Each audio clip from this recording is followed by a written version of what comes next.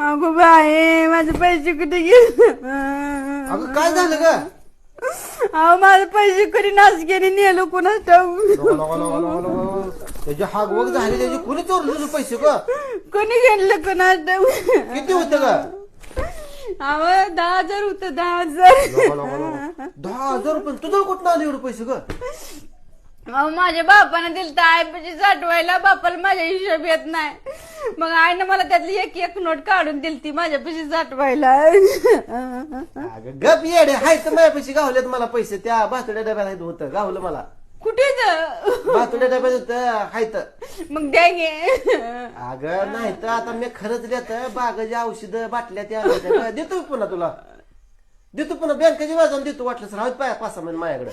नका बाय बँकेची यादी आपल्या घरात यादी देते ती काय नका अगं, देतो तसं या गं. नका बाय माझं द्या 5 रुपये